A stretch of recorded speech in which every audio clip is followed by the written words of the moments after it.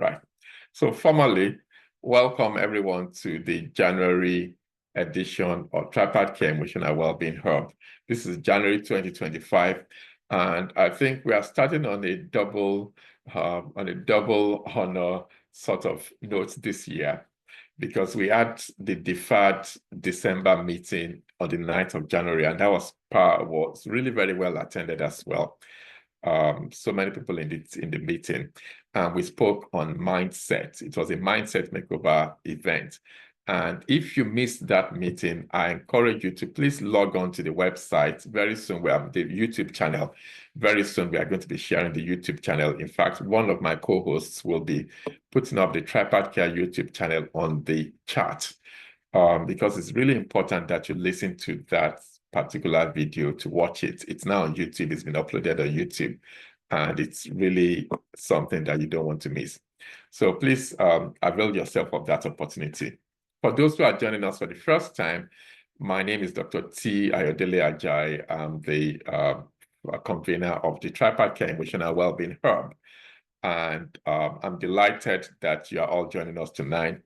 And like I said, we've done mindsets makeover last in the first part of the month. So the next bit is when you have a solid mindset, then you can begin to build good, life-changing, transformational habits on that. Because the reality is that our habits is what makes our life. Our legacies are built on our habits. Every single day, the way we show up in our personal life, in our careers, in our family life, in our relationships, at work, in our community. That's what forms our habits. It's a consistent way that we show up. And that the way we show up then eventually becomes habits, and our habits will determine our destinies, and our destinies would ultimately form our legacies. And the reality is that, as you know, Tripad Care, we are very upfront about the fact that we believe in science, but we also believe in scriptures. And importantly, we also really feel that every one of us are here for a purpose. And part of fulfilling that, being able to be effective in that, is to have good habits that support where we are going. But importantly, also to address habits that are not supporting where we really want to go. So just now we are starting on housekeeping. I thought we'd welcome us all in a very colorful and bright way with this beautiful, multicolored bird. So really, everyone is welcome to tonight. And like I said, Tripad Care Emotional Wellbeing Hub is an online space. Is an online space where we discuss mental health and mental well-being in a way that is culturally relevant, but also in a way that is also spiritually sensitive, that factors in our faith, our Christian faith. Having said that, the things that we talk about is usually very generic, even though we look at it through the lens of faith, but we also solidly look at it through the lens of neuroscience and through the lens of science. Very quickly, I'm a consultant psychiatrist. I work in the NHS. I also do sit on the pastoral board of my church. I'm a pastoral lead regarding the youth church, and I also lead on a number of our community projects, our Christmas Hamper project, and also on mental health. Those are my portfolios. But importantly, in addition to that, I do also enjoy public mental health. And that's an area that I've had a lot of opportunities, being featured on BBC, been speaking to church groups, and as a public speaker on mental health since 2003. And I also sit on a number of charities and boards of charities. And I enjoy writing. As you can see, a number of publications for Keep the Faith magazine, and also I've written a book called Footprints of Giants. So what's the game plan for today? It's all about habits. So we are going to look at what's the neuroscience behind habits. What are these habits? In fact, the thing is, what are habits to start with? What are they? How do you form new habits? Why are habits difficult to form? I don't know about you, but sometimes I know that it can be quite challenging to embed a new habit or even to break an old one. And there are neuroscientific facts that we can go by to look at the way the brain functions and to look at how the brain operates in order to take advantage of those knowledge, those tips of neuroscience to actually help us to be quicker in our journey in terms of forming new habits or breaking new habits. And there are people who are also making impact. They might not necessarily be people who have a qualification to their names, but their results speak for them. And the cloud that they carry shows, and the results that they carry also makes people know that it's worth listening to them and looking at what they are doing. So not only have I referred to neuroscience today, I've also referred to people like the very well-known memory, public space memory guru, Jim Kwik. I'm sure most of us would probably know about his work. And of course, one of the leading names in neuroscience when it comes to psychology and neuroscience of habits is a guy from Stanford, a Stanford professor called B.J. Fogg. B.J. Fogg. And we're also going to be citing some of the work that is done. In fact, I'm going to show one of his videos. So let's dig into it. Always, I like starting with this video, this particular slide. And the reason is because it's the crux of the matter. Today, I was listening to a YouTube video as I was driving between sites at work. And the person said, most of us know what is good, but not every one of us do what is good. So basically, everyone knows what good habits are, but not everyone does what we know. And one of the ways we can convert knowledge to habits is to use the law of diminishing intent to our credit or to our advantage. The law of diminishing intent says that the longer you wait to do what you've decided to do in terms of changing something or taking action on something, the less likely you are going to ever achieve that. So basically a stitch in time saves 9 is about when you know what to do now, do it quickly, begin to take action, even if it's a small little action. So the challenge for us as we listen tonight is that let's take notes.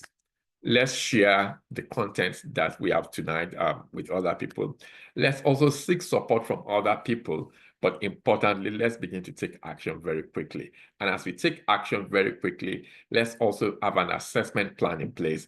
What I'm going to assess I'm getting on in a day, in a week, in 2 weeks, in 3 weeks, in 4 weeks, in a month's time, in 3 months' time, and in 6 months' time, quarterly. Let's just have a plan in place. So I like quotes a lot.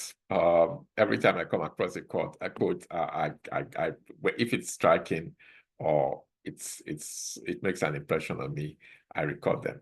So this one says that we are not enslaved by good habits, but rather might it be said that no man is truly free to advance and make rapid progress till he has succeeded in establishing a mass of useful habits.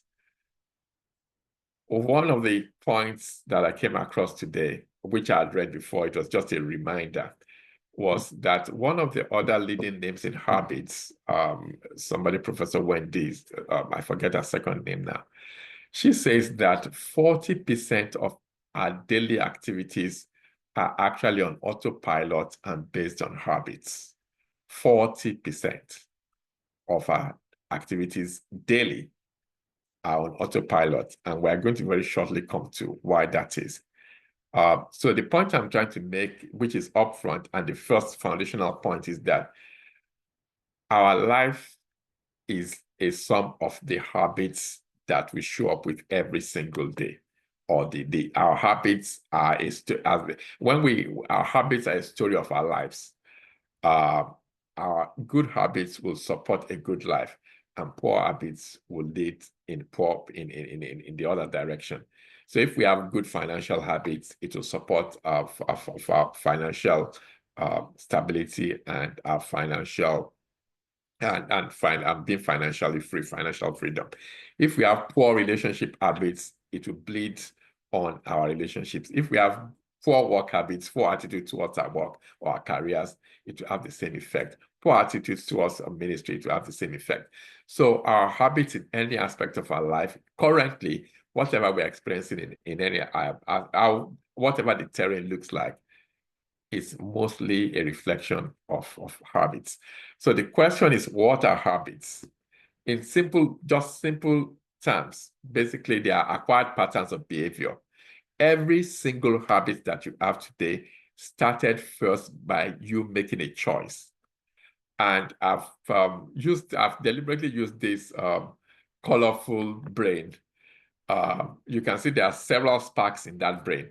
And the reason is because that's really the story of habits.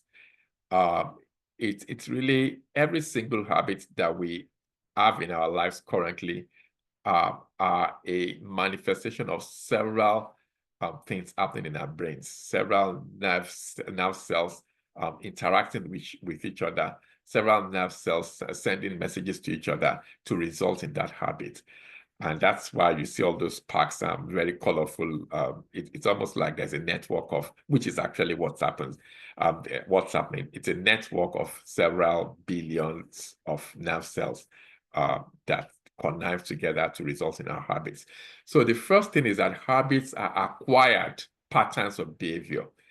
At some point, you see, maybe we should talk about bad habits first, or even good habits. If somebody has a good habit in terms of maybe they are very polite, there are people who say thank you, yes, please. They are very polite people. They are never rude to anyone. They don't raise their voices at anyone. They do things, they honor other people. That started at some point in their lives when they had to think about it, when they had to be intentional about it. But at some point, it becomes automatic, where it's just almost virtually impossible for them not to behave that way.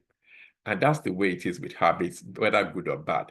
Anybody, for instance, who smokes will tell you that there was a point in their lives when they lit a cigarette and they put it in their mouth, they coughed. But over time, they habituated, their bodies developed, their brains got used to their chests and their respiratory system got used to the smoke. And of course, their brain also got used to the nicotine, and it became an addiction.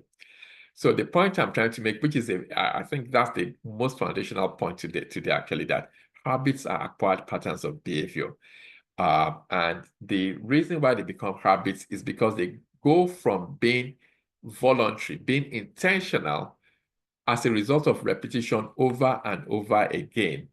They go from being voluntary, where you have a control over them, to a point in which you now do them effortlessly. They become involuntary. Think about it. Think about when you started learning to drive. Think about how intentional you have to be when you have to get into the car. It was almost like you were doing a rehearsal. It was like a choreography. You had to do everything by the books. You had to really just look at everything you are doing and be sure that you are doing it right. But over time, it just becomes automatic.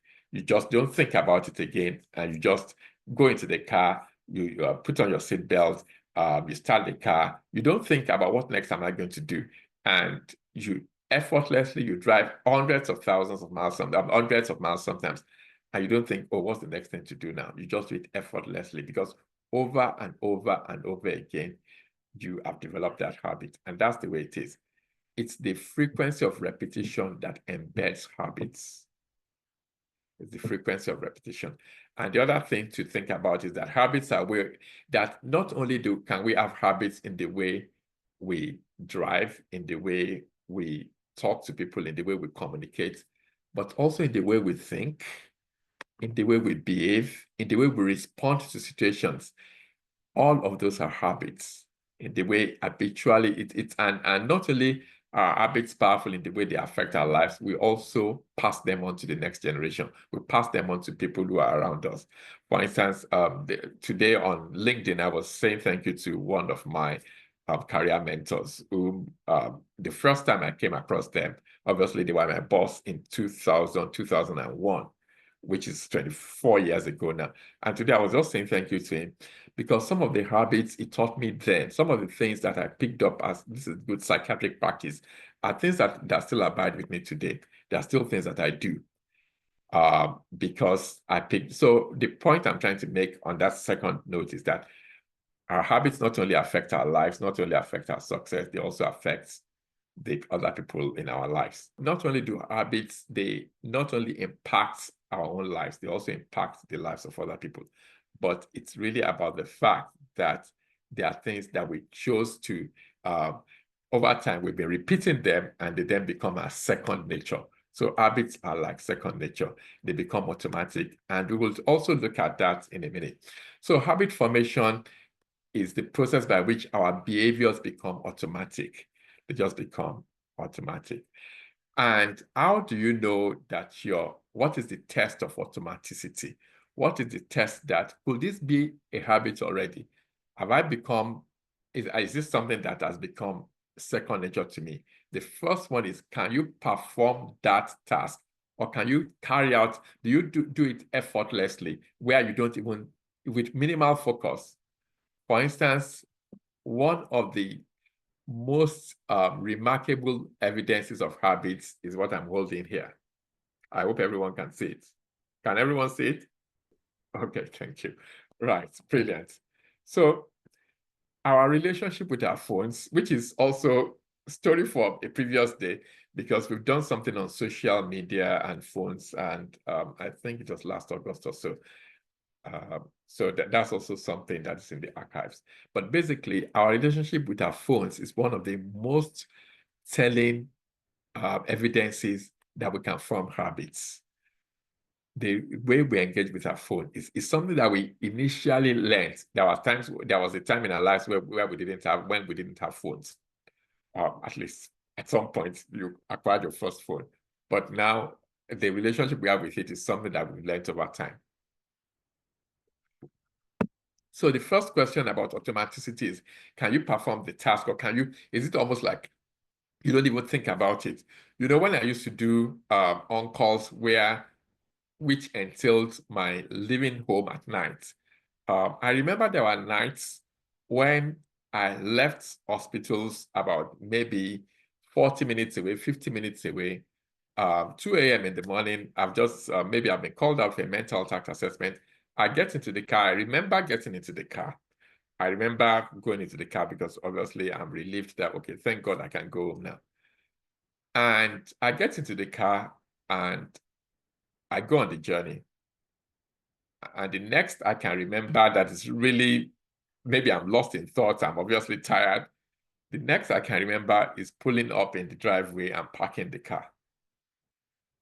And I traveled on the motorway, did all of those things automatically. It was automatic. Changing the gear, all the things that we do, pressing on the pedals, all of those things were just automatic. So automaticity is, can you do it effortlessly? Because obviously I've been driving and driving. Are you able to let your mind drift when you are doing it? Obviously, when I was driving, I wasn't thinking, oh, what next am I going to do now? My mind would have probably gone to the United States, gone to Australia, gone to New Zealand, gone back to my clinical consultation, gone back to what I'm going to have when I get back home, gone back to, my appraisal is almost due. All of those things would have been going on whilst I was driving, yet I was driving effortlessly. So those are two things. One, can you do them with minimal focus? And secondly, are you able to allow your mind to drift? And as I'm saying this, I'm hoping that we are going through and just thinking of our own habits. And the other important point, which I said earlier, is this, that about 40% of our daily activities depend on established habits. And some of these points, this test of automaticity is actually adapted from a book that I have spoken about here in the past. Very good book, which I think is part of the ones at the end. It's by Dr. Begeti, who is a neurologist. She's a consultant neurologist, and he's written this book called The Phone Fix, Brain-Focused Guide to Building Healthy Digital Habits and Breaking Bad Ones. It's called The Phone Fix. Very good book. I recommend it. I highly recommend it, particularly if the habits you are grappling with has to do with your phone, or has to do with your digital time. So that's the one. It's also there at the end of the in the slides at the end of the meeting. So commonly, habits are divided into three main habits. Your habits commonly are either positive habits, and that's because they support your values, they support your goals, they support your visions and aspirations. They are basically tiny daily steps or tiny weekly steps or whatever, how frequent they are, that are taking you and driving you towards where you want to be. So like I said, it could be in your relationship, it could be in your parenting, it could be your marriage, it could be in your courting, it could be in your dating, whatever it is. It could be in ministry, it could be in your career, it could be in your studies. But there are steps you are taking that are really headed towards where you want to go. And then there are habits that are neutral. Not every habit is of consequence. For instance, it doesn't matter if, for instance, when I'm dressing up in the morning, it doesn't matter whether I first brush my hair as the first thing I do when I'm getting dressed. I brush my hair just before I'm leaving the house, as long as my hair is brushed. So it doesn't matter. So there are habits that are also of no consequence as such. And of course, the bottom is that there are also habits that have damaging consequences because they are taking us in the opposite direction from where we want to be. And those are habits that we need to change. We need to overwrite them. We need to develop habits that replace them with habits that are leading in the direction. And I've featured this photo actually is one that I took myself. And one of the photos that I've taken that I'm really very proud of. And that's because it's a collection of very rare vessels. And I think our habits are like that. They're like rare vessels. They're like rare collections that take us to where we really want to be. So I want us to pause a moment. I've been talking for a while, and it's good to just engage you.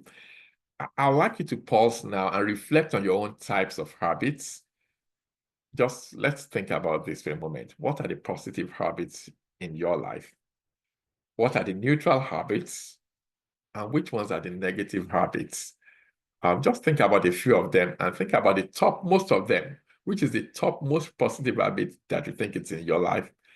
Neutral habits are neutral, so it doesn't really, they are inconsequential. And what is the top most negative habit that you are thinking that should have been broken, or I should have overwritten that like last generation or last century, and they're still there. So I'd like you to just reflect on that for a moment and list them under supportive, problematic, or neutral. The neutral are the neutral, the supportive are the positive habits, and of course the problematic are the neutral, are the negative habits. Right. Okay. What's the highest? So now that we've done the habit bit, what is the highest spec and most powerful gadget you've ever owned? If I were to come to you and say, oh, yeah, I'm looking to upgrade my gadgets, maybe I'm looking to upgrade my phone or my laptop or my iPad or my tablet, I want you to think now all the gadgets you've got, and let's be very flexible in terms of thinking about gadgets. What would you say is the most high-tech or the most powerful gadget you've ever owned or that you own? I would like to submit to you that this is the most powerful gadget we own. That's the most powerful gadget each of us own.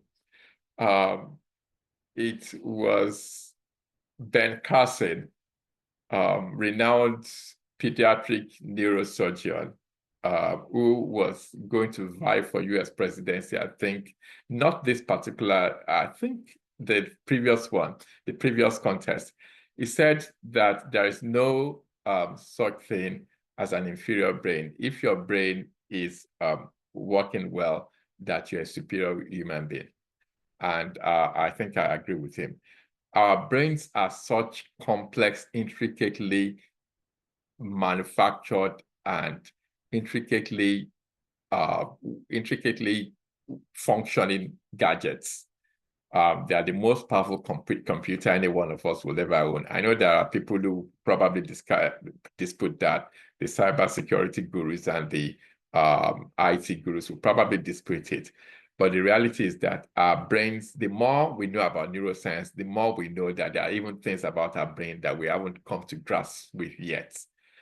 And this is just a piece of flesh, like an off-white colored piece of succulent flesh that weighs about 1.5 to 1.6 kilograms in our skulls. It's got about 86 billion neurons to make sure that they all work together to carry out all the work that is necessary that we are doing every day. And they operate via a complex interaction of not only the neurons that are interconnected together, but the neurochemicals, the chemical messages that they send to each other. And it's a very complex yet well-conducted orchestra. And the import of that is that's the basis of habits. If we can understand some of the ways that these connections take place, if we can understand what's happening at that level, it will actually help us. Messages are transmitted at a rate between neurons at a rate of about 260 miles per hour. That's huge. Anyway, but the thing to understand in terms of how the brain operates and how we form habits is this, that there are two systems of governance or two systems of directing things in our brain.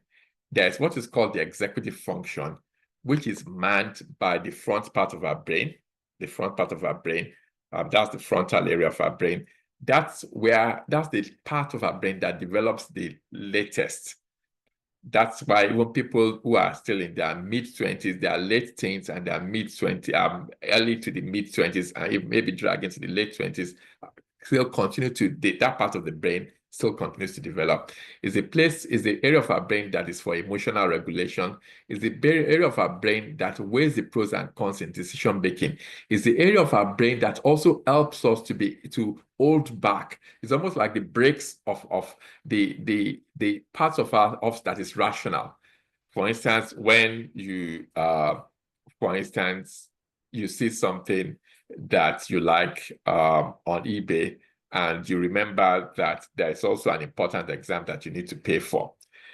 That is the executive function of our brain that tells us that actually, if you buy that gadget on eBay, your exam is due to be paid for and you wouldn't have enough to pay for it. And that executive function is able to override your wanting to go and spoil yourself and buy this gadget. So basically, the executive function, that's what the executive function does, is the hold back, is the regulator, it's almost like the umpire. The rational part of us is the part of us that helps us to be able to deal with complex situations and make decisions. But the executive function, there are several things that come to our attention that contend for attention every single day, to the point in which if the executive function, the frontal part of our brain, were to address all of that, it's not going to be able to cope. So what does it do? It delegates authority to another part of our brain, which is called the amygdala, which is in the middle part of the brain. And what the amygdala has delegated authority to deal with certain everyday activities that take place that do not require the attention of the frontal brain, where the frontal brain is only dealing with executive important things. The implication of that is this, that the amygdala only works, rather not the amygdala, but the basal ganglia I meant the basal ganglia, not the amygdala. The basal ganglia only works on automaticity. It works on the fact that it's been given certain programs over time. It knows how to respond to that particular situation, and so it will respond most times without thinking, because over and over again, it knows that that's the decision to be taken. It has been programmed and it has been primed to respond in that particular way. And so the frontal brain has the confidence to delegate to the basal ganglia, and the basal ganglia works on autopilot. It makes life less strenuous because it's fast, it's effective, and it means that the frontal brain can deal with all the things that it needs to deal with, which are the executive functions of the brain. The challenge, however, is that the basal ganglia works on garbage in, garbage out.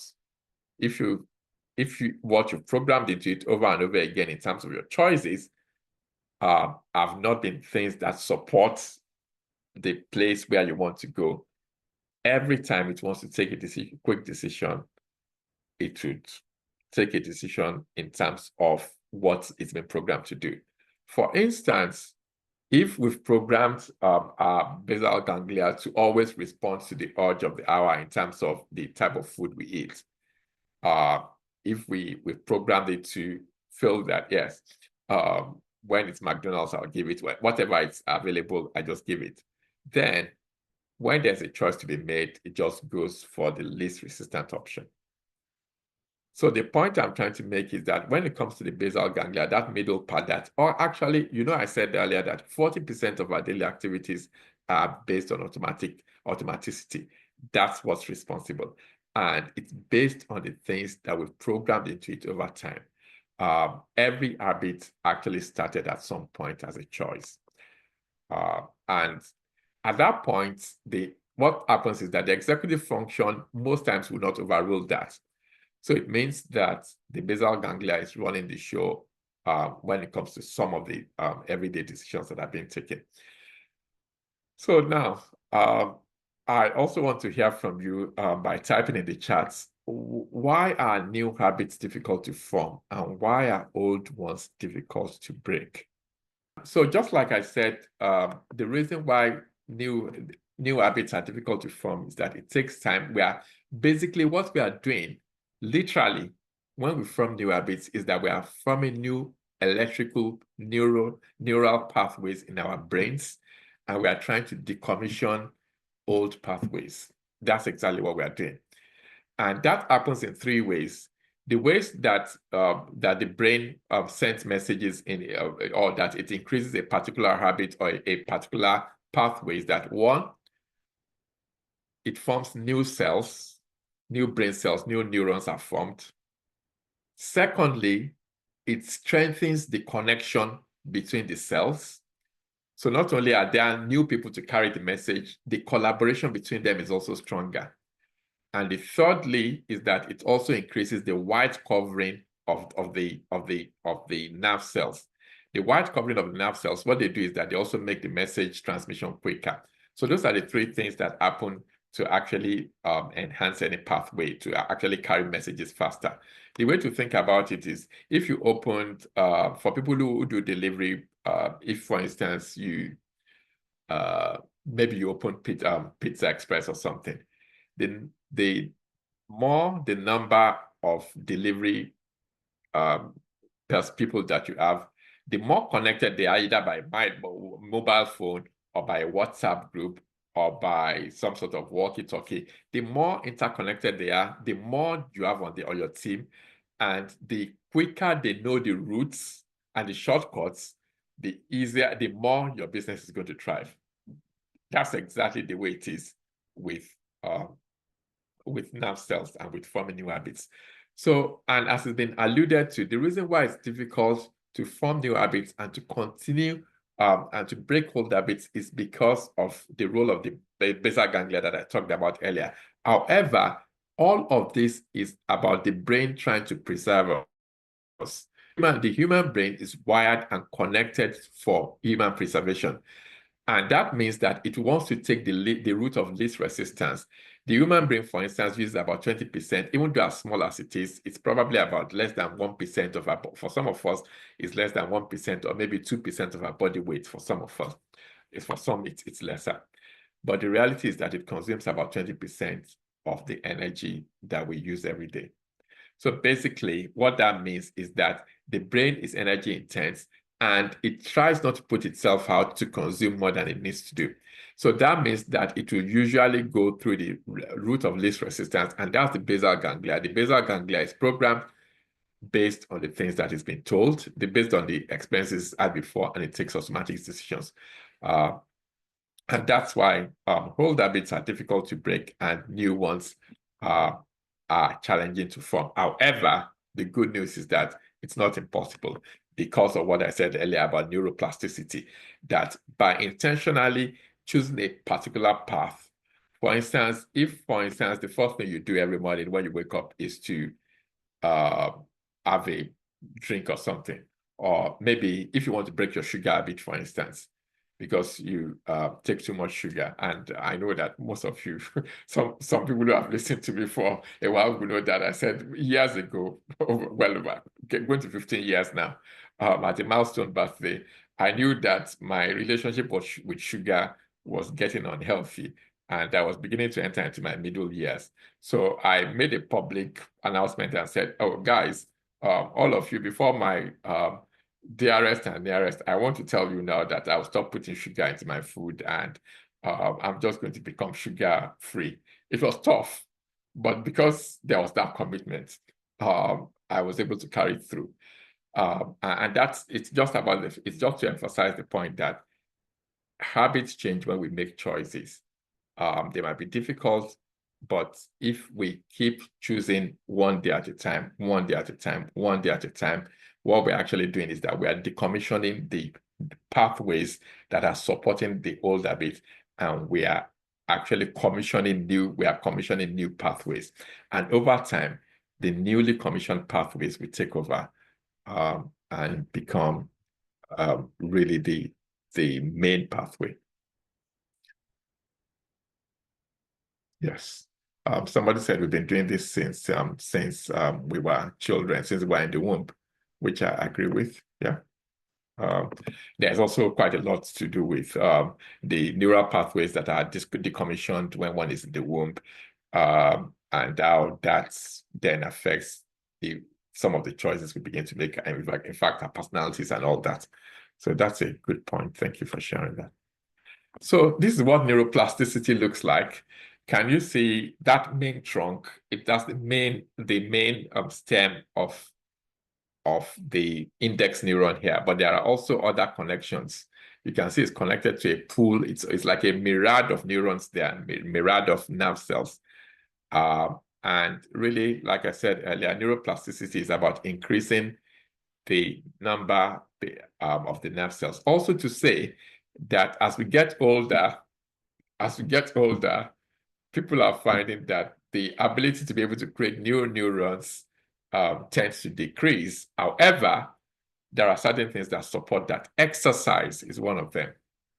Exercise has been known to be supportive of neurogenesis, which is the ability to create new cells, particularly in the areas of the memory, areas that control memory in the brain, hippocampus. There's now a lot of research supporting the fact that regular exercise actually supports the hippocampus to continue to produce cells, and the hippocampus is the area that's responsible for memory. So very interesting point there. But the other ways that we also obviously promote the interactions is the connections, which we can see here, but also the white matter that covers this part of the cells. When there's lots of white matter, it increases the speed with which they can carry messages. So at this point, I'm going to stop sharing. It gives you an opportunity to hear somebody else. And then I'm going to then change slides and go on to show a video. Dr. Tara Swartz is one of the leading global leading names in neuroscience. She's written a book which I highly recommend as well. It's called Neuroscience for Leadership. Neuroscience for Leadership. Very powerful book. Really goes into the nitty-gritty of all this neuroplasticity concepts that's got to do with leadership, with management. Really powerful book, and habits. So I'm going to now feature a podcast that she had with another leading Both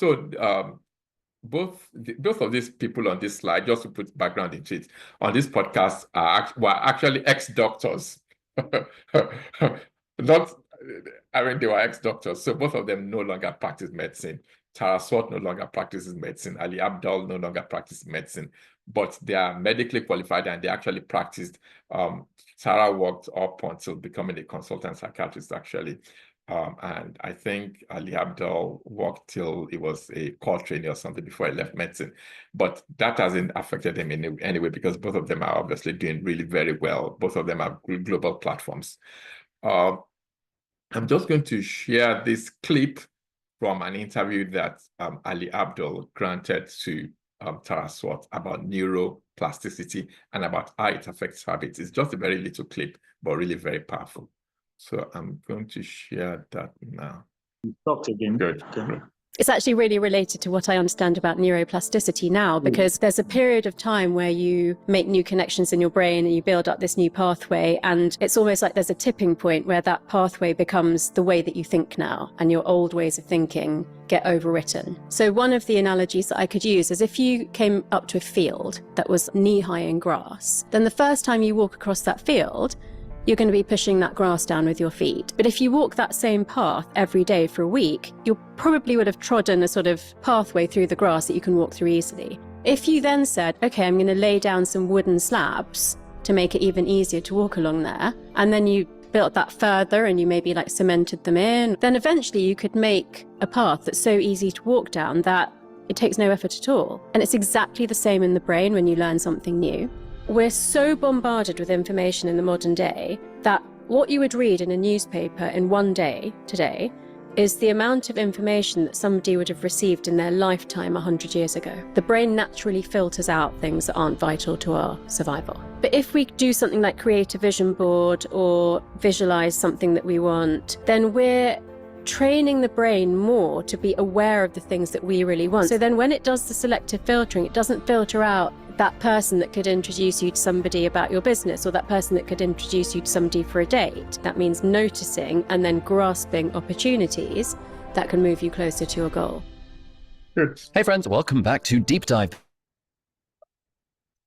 Okay. Okay. All right. I'm just going to stop that. So that's okay. Good. So that's it really. So how long does it take to form a habit? There is only one verifiable, valid, and well put together piece of research that I know so far. I check very regularly on this because this is something that is really of interest to me, that has been done to really look at how long it takes to form habits. And this is from the University College London. I've got for those who are interested in reference, I've got it. I've got the reference. They say it takes 18 to 254 days to form a new habit, depending, like Femi alluded to, depending on the complexity of the habits. So the length of time is going to take a child to form the habit of brushing their teeth every morning. It's probably not the same length that is going to take a 70-year-old man who has never driven to start driving, or a 70-year-old man who moves from the United States to come and live in London and has to drive in the opposite side of the road. It's going to probably take them a bit longer because of the circumstances. So the reality is that this myth about 21 days is still making the rounds. It's been around for a long time, from the 70s. However, the interesting thing was that it wasn't based on solid science. It was actually from a situation in which a plastic surgeon had wanted to find out how long it takes for somebody who's had a facial transplant to become accustomed and familiar with their new faces. And then suddenly, one way or the other, it became rolled out and everyone began to believe the myth that it takes 21 days to form a habit. There are several things that interfere or affect or impact the length of time it takes to form habits. And there's one, it depends on the complexity, but two, on the intensity as well. How consistent is the effort that is being put in? All of these things determine And of course, the reality is age. And of course, practice as well. All of those things really have an impact. So the rule of thumb is to value consistency over intensity. So for instance, if you want to go to the gym or you want to develop a habit of going to the gym, rather than go and spend 10 hours in the gym on the first day and lose all your motivation or burn yourself out completely, what they say is that even if it's one day a week you want to be going and you commit to that consistently, you are more likely to form that habit than somebody who goes today and they spend 10 hours and then they don't remember to go, or just life gets in the way and they don't show up again until 3 weeks time. And then the next time they show up is 6 weeks time. But each time they go, they think they can make up for the lost time, and they do 5 hours workout.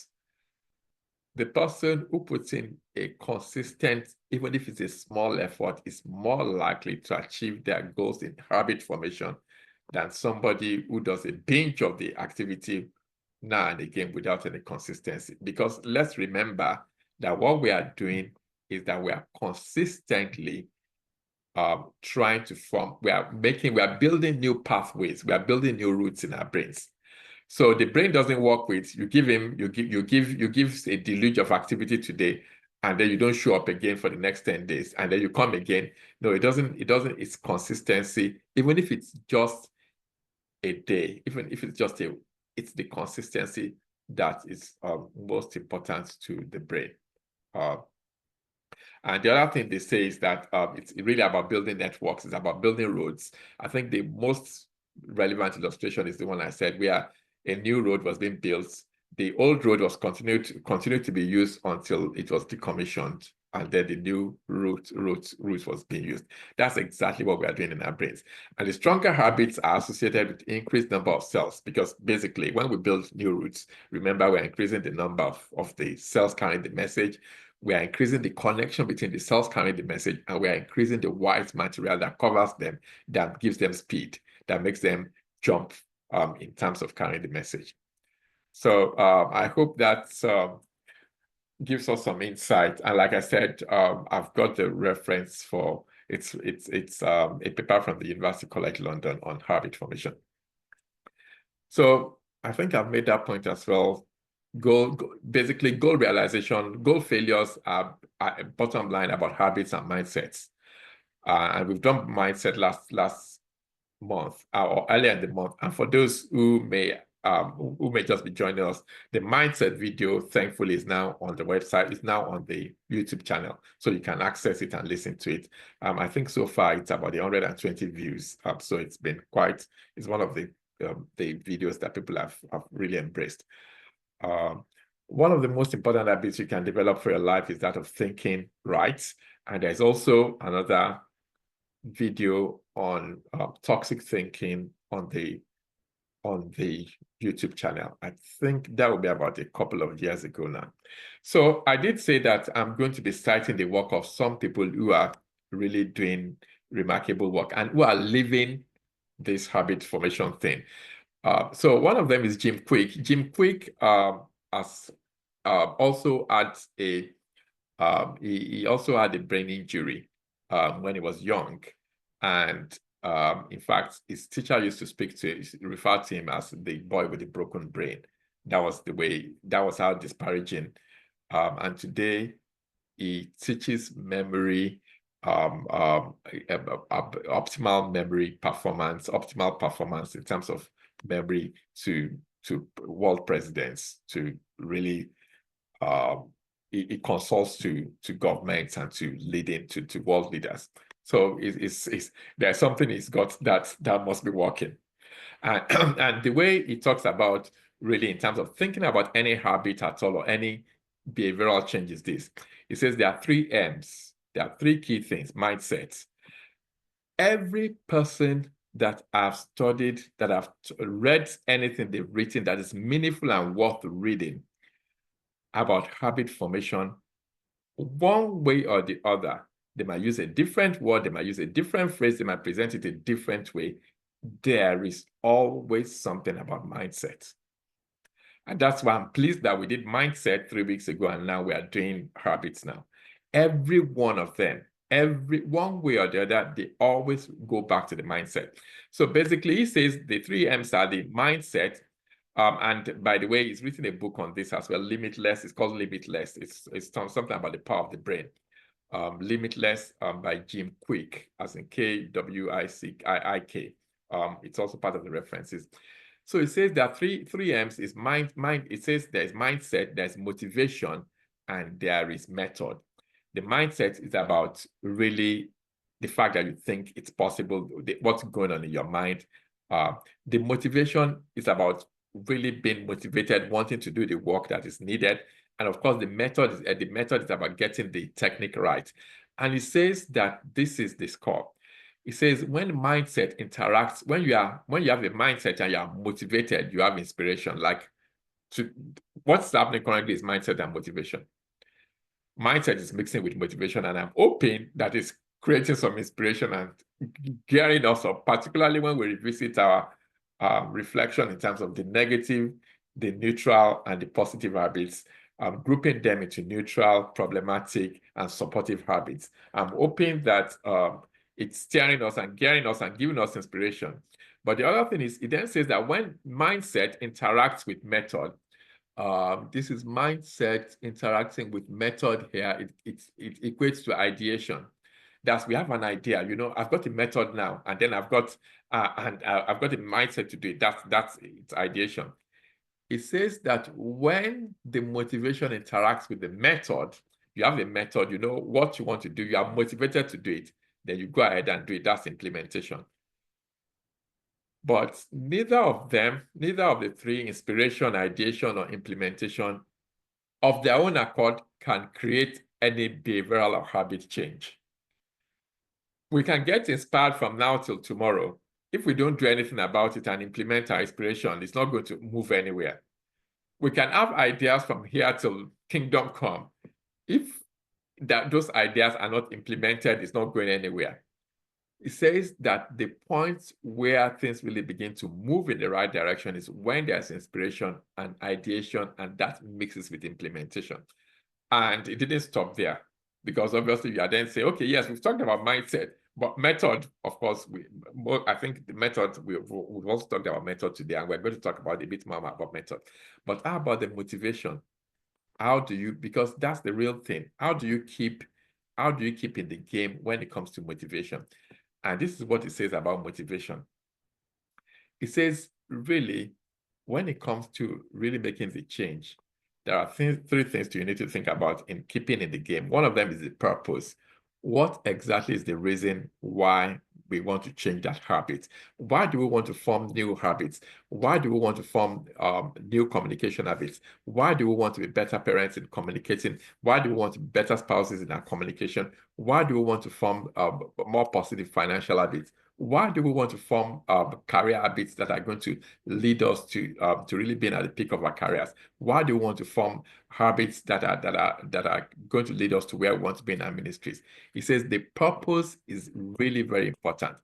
And back to that point about who has talked about habit change, I've always boiled it one way or the other to purpose. What is the reason? And he gave a very interesting illustration, actually. This is a life story. He had a that had struggled with their weight and with their lifestyle, not just their weight. They struggled with their lifestyle in general.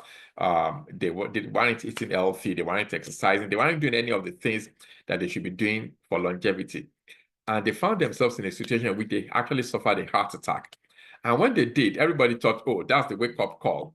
Jim is now going to change his ways. Or not, obviously, this was Jim's acquaintance. Jerry or somebody was now going to change his ways and just align and put their lifestyle in order. But they didn't. They still continued to live like that. And then something happened. A few years later, Jim Kwik comes across this chap, and he finds out that he's looking a lot younger. He's lost a lot of weight. He's obviously quit all the bad lifestyles that he had imbibed. And he wanted to know, what's happened to you? You've changed. What's and the guy says, he said one day is daughter, who was still a young, who was still a school-age child, comes crying to him. And she says, Daddy, you know, I really want you to be here to give me away, to walk me to the altar when I get married. And I want you to see you here carry my children, your own grandchildren. And he said that day the penny dropped for him, because suddenly he had a purpose. He had a reason to put his house in order. He had a reason to begin to toe the straight and narrow. He had a reason to address those lifestyle habits that were not supporting his health, because suddenly there was this child that he cared so much about, that he had so much affection and love for. And the child was saying, Daddy, please, I want you to be here. Do the things that you need to do to make sure that you are here to give me away. And apparently that was the turning point for him.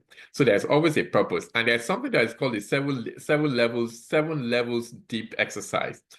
It's looking at the why of the why. So for instance, if I asked you why did you if somebody asks me why did you start Tripart Care, I say, oh yeah, because I saw a need in the community, and I really felt inspired in my heart. I felt God was laying it on my heart to really meet that need. Why did you feel that God was laying it on your heart?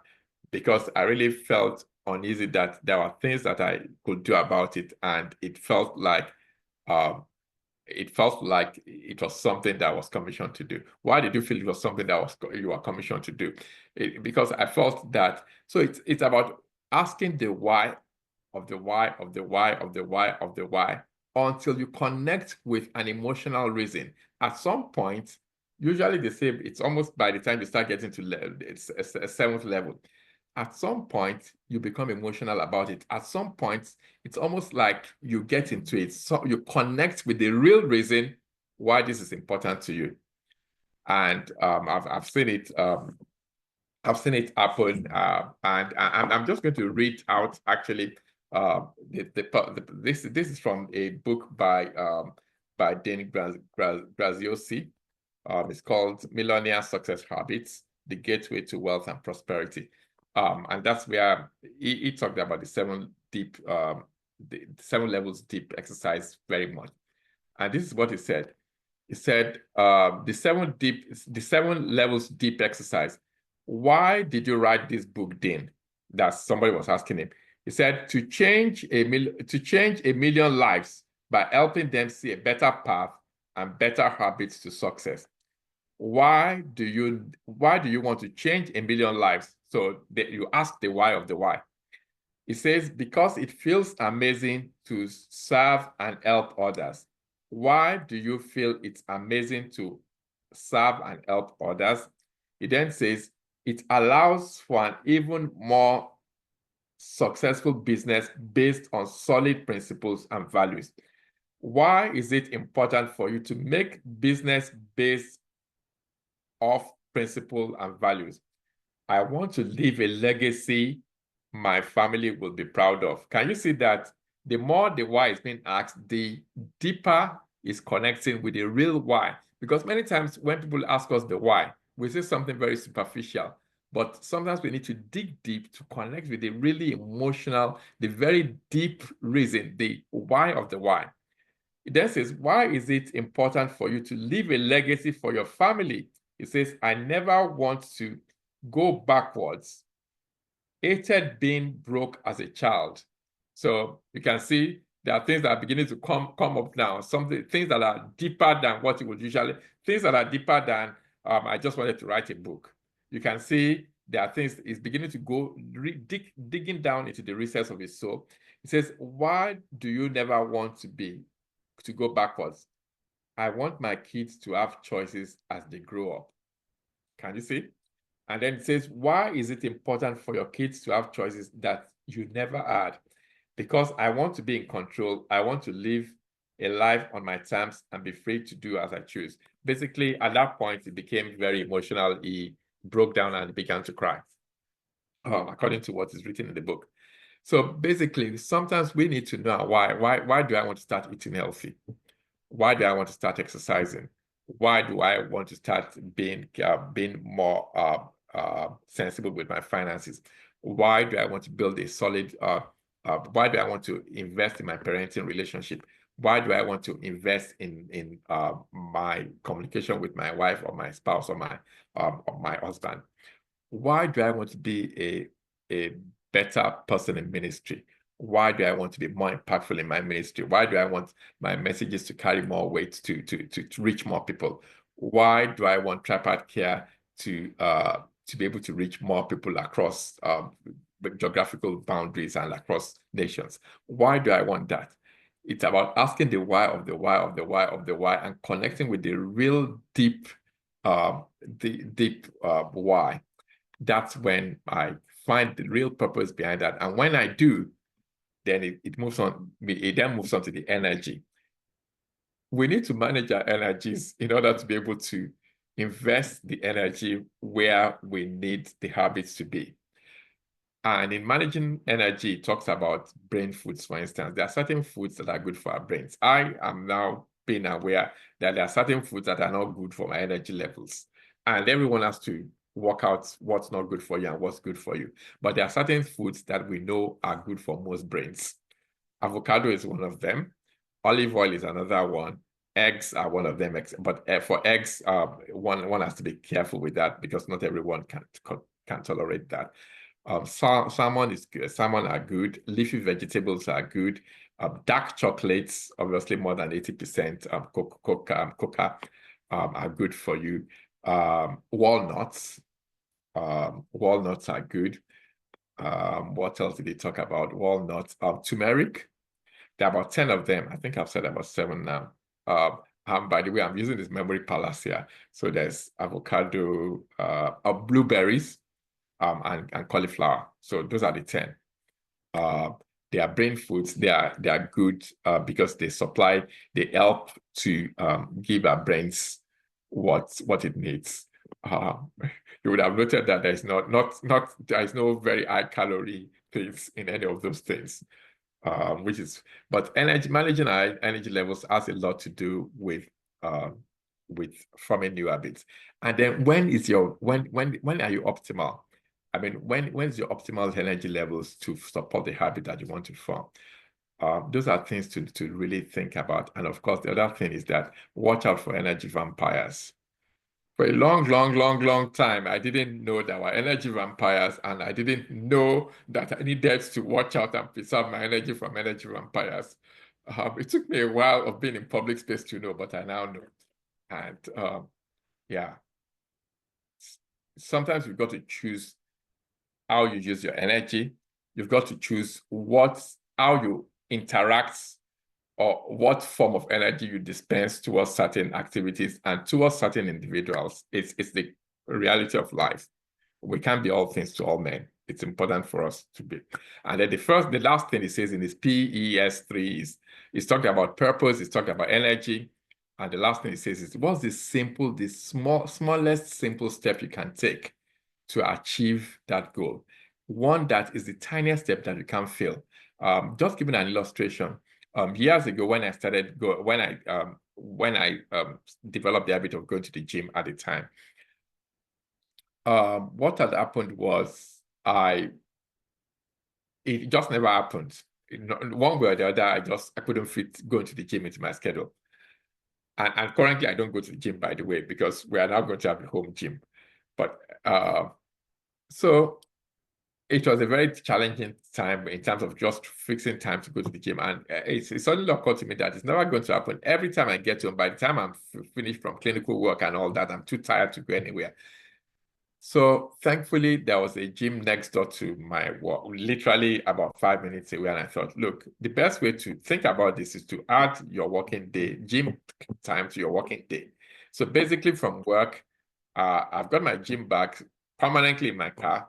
Even when the stuff are washed, they go back into the car, they go back into the bag, and they go back into the boot. It's permanently there. And that was the only way I could establish that habit. And it did stick. It stuck. Because I know after 5 p.m. or 5:30 or 6, whenever I'm leaving work, 5 minutes down the road, I just drive, do my thing at the gym. And by the time I'm coming home, I know it's all done.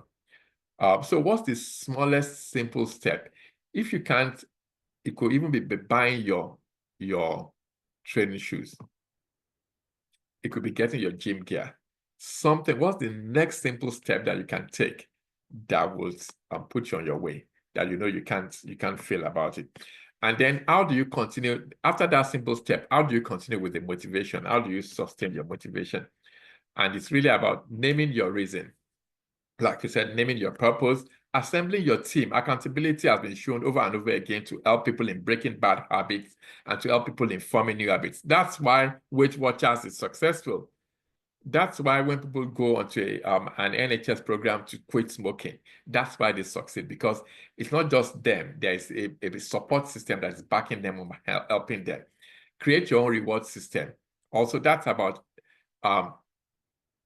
gratification, giving yourself a pat on the back. And it doesn't have to be a big thing. It could be a small thing, like, okay, because I've done the gym today, I'm going to have a shower, or because I've completed this project, I'm going to buy myself something little. I'm going to appreciate myself. I'm going to really say thank you to myself. Celebrate little wins. Consistency more than intensity. We've talked about that already. Create an ease in your support. Make sure that you make it easy. For instance, what made it easy for me was that my gym bag was always, as a rule, in my boot. So it meant that there is no excuse. I don't have to say, oh, let me get home and pick my bag. And by the time I get home, oh, I see my wife cooking in the kitchen. I say, oh, what are you cooking now? Before I know it, the dinners I jacked my food tasting. It's not dinner, it's actually food tasting. As I jacked my agenda to go to the gym. Not because of anything, it's got nothing to do with the cook, but it's got to do with the taster. So, and of course, the other thing is creating a vision board. Creating a vision board is really about the fact that putting the vision board out there, and that's scriptural as well, actually, by the way. It puts it enough. It's almost, it's like we are subconsciously reminding ourselves about where we want to go to. And there's a lot of neuroscience backing up that. I wrote, I think it was very late last year. I think it was one of my last posts last year, actually, one of my first posts on LinkedIn this year about vision boards. Yeah, I think it was, one of them. But if you check my LinkedIn, you'll see it there. It's on vision boards. So habit resources, so there's tiny habits, that's a book by BJ Fogg, whom I said is a Stanford professor. He's one of the leading names. He's got a habit research lab in Stanford. There's Change Your Brain, The Power of Neuroplasticity. That's the video I just showed you. There's a Limitless book by Jim Quick, and there's Neuroscience for Leadership by Tara Swart. Tara Swart is the one who spoke about building pathways in the brain just now on that video. And there's a book by Ali Abdaal. Ali Abdaal was the one who was interviewing. He was a guy interviewing Tara Swart. Used to be a doctor. And then there's Millionaire Success Habit by Dean Graziosi. And there's The Millionaire Next Door.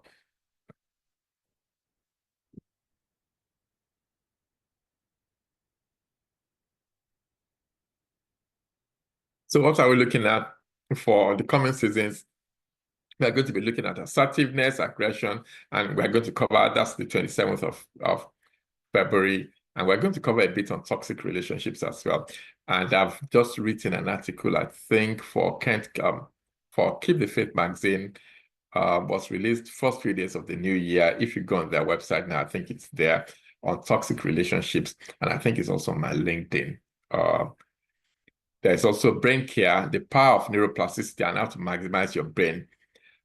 There's quite a lot we can do to actually help our brains to function at optimal performance. One of them is the food that we feed it.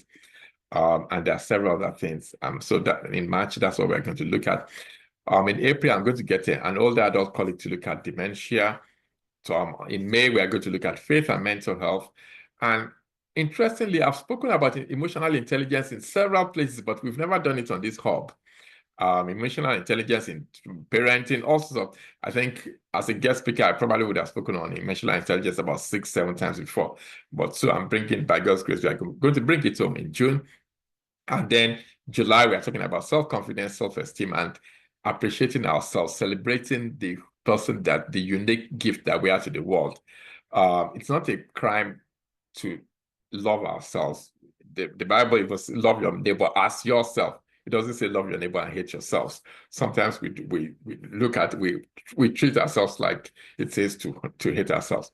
PTSD, post-traumatic stress disorder. We're going to do that in August, and in September. Please note that in September it's going to be Wednesday 24th, not Thursday 25th. You'll come to know why later, nearer the time. But 25th of September is a sacred day, so we are not going to have a hub meeting on the day. We are going to have it the day before, and it's on students and young people's mental health. I think that's an area, a growing area of interest now. Okay. So, Mr. Akimbola, I can see your hand, and I'll come to you in a minute, sir. I'm just going to whisk through this, and then I'll come to you. So, things there's going to be emotional intelligence course for engaged and newly married couples, Christian couples. That's coming in June. First 3 Thursdays in June. And then the church leader and charity leaders mental training series will continue. That's going to be in September. And then the Tripod Care Mind Gym course for 18 to 40-year-olds, that's going to be announced. And we are going to have a book club. And I wonder, I know I'm putting you on the spot now, but I do wonder whether Dr. Dorcas is happy to share something on that. Sorry, I'm putting you on the spot, but I know you are competent. So hello, please go ahead, go for it. Thank you. Please, if you don't mind, I'm not going to put on my camera. That's fine, no worries. Yeah. So thank you all for joining today. We have the book club running. We've been on hold for a while, but we're trying to start again in February. We have this book, The Body Keeps the Score by Bessel van der Kolk. I think Dr. Ajayi mentioned it here, and we've decided to go for it this time around. It promises to be an interesting time. We're looking for more people to join the book club. If you're interested, just signify, and then we'll send you the link to join the WhatsApp group. We'll be starting in February. The Body Keeps the Score. So it's going to be an interesting time. Thank you all. See you there. Thank you very much, Dr. Dorcas. Yes, The Body Keeps the Score. I might be biased, but I think it's one of the most, really most insightful book written on trauma. I think it's really, and it's been written by somebody who's worked in trauma since the Vietnam War, and they still continue to work in trauma. So they've got about 50 years or 40, 50 years experience to their credit. But not only so, they've written the book in such a way that is so engaging that you don't need a neuroscience degree to understand the concepts. They are really very impactful book. I think it's such a, I can't talk about it enough. My own The Body Keeps the Score is like a rainbow. It's honestly like a rainbow because almost every single line of it is underlined with all the colorful highlighters. So it's really a good book, and I'm looking forward to taking part in the book club. Right now, so let's go back to my sharing. So this is the generic WhatsApp group. Anybody can join this group if you wanted to. We share about every single day. We share something. Sometimes it's not every day, but about every other day at least we share something about mental health, and so it's a safe, sensitive space for you to. And that's the one for leaders that I spoke about earlier. So that's also another one. If you think you are a leader in terms of being responsible for mental well-being and emotional well-being, but you are responsible for the well-being of other people, maybe you run a charity, maybe you are a minister of some sort, or maybe you're a workplace minister, or maybe you're even a manager at work. We deal with issues that are really pertinent to leaders. And yippee, we've got a Tripod Care Instagram page. So that's the Instagram page. If you go on Instagram and you type in Tripod Care, we are there. We are now on Instagram, and please do follow us. And also remember to subscribe to the YouTube channel. So we are now on Instagram and we are now on YouTube. And honestly, I am super excited because there are exciting things on the way. So those are contact details. YouTube Tripad Care. We can now add Instagram to that. It's Tripad Care on Instagram. And that's the email address. I just want to say thank you to everyone who's attended this evening. Thank you all for making it a date with us again. I never take it for granted that you turn up. Today, I was really thinking that I'm grateful to God for everyone who turns up. Thank you for always coming and showing up and participating. It's just really a privilege to see everyone and for us to share thoughts together. So thank you all for coming.